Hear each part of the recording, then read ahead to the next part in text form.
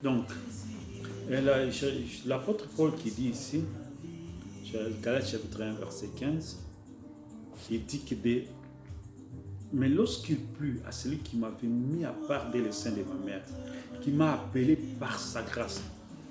Donc, chaque déclaration dans le Nouveau Testament a une racine prophétique dans l'Ancien Testament. Chaque déclaration dans le Nouveau Testament a une racine prophétique dans l'Ancien Testament, a une racine biblique dans l'Ancien Testament. Donc, a une racine métaphore dans l'Ancien Testament. C'est-à-dire, toutes les déclarations qui sont faites dans le Nouveau Testament ont des racines dans l'Ancien Testament. Il épuise cette déclaration à partir de Jérémie qui a dit que de l'Éternel Dieu qui m'a connu de le sein de ma mère et qui m'a établi prophète de le sein de ma mère.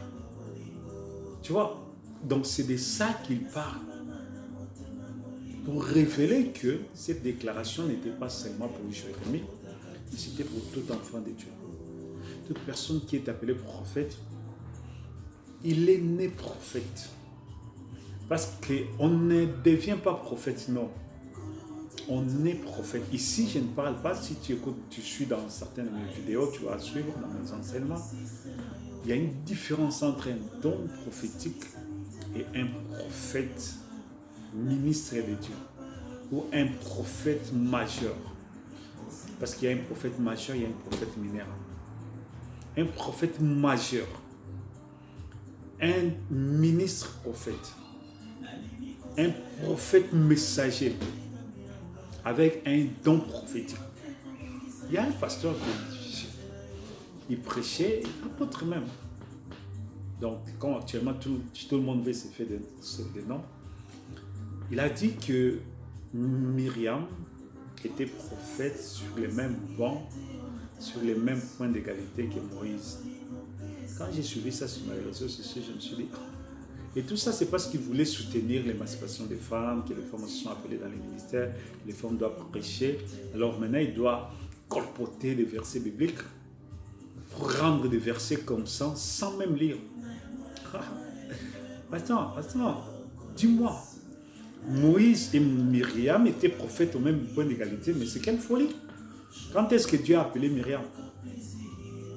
Myriam, qui était la sœur, la grande sœur de Moïse, a commencé à exercer son ministère sous l'impulsion de Moïse, son don.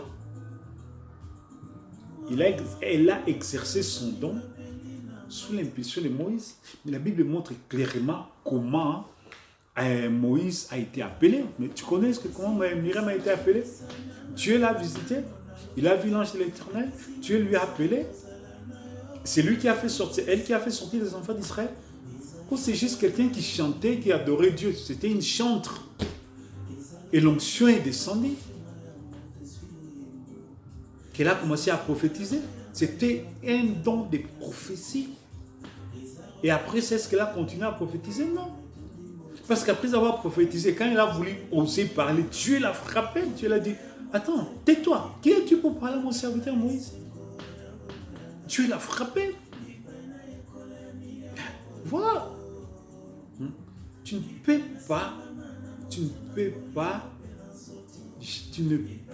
comparer quelqu'un qui a un don de prophétie, qui prophétise, avec un ministre.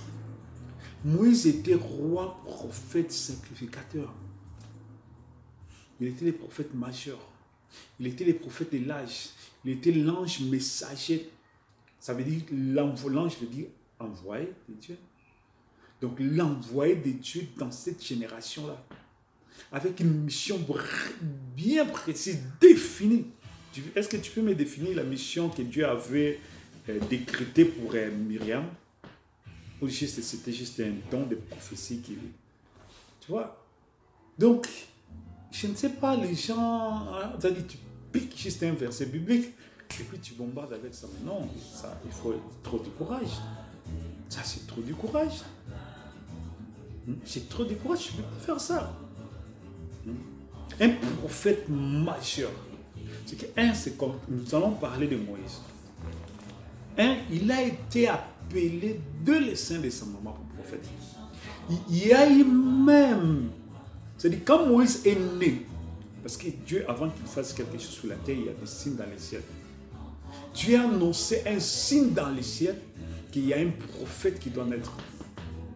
Et à cause de ça, le diable s'est acharné. Il a commencé à tuer tous les garçons. Pourquoi? Parce qu'il savait que dans cette génération, il y a un homme qui sera prophète qui va naître. La même chose qui s'est fait du temps de Jésus-Christ. Voilà, ce qui était fait dans le temps de Moïse était l'ombre et l'image ou les types, les prototypes de ce qui allait se faire du temps de Jésus-Christ.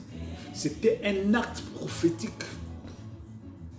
C'était une destruction, une image prophétique qui devait se projeter en annonçant les temps où le Messie sera sur la terre. Que le Messie, quand il sera sur la terre, donc voilà ce qui va se faire.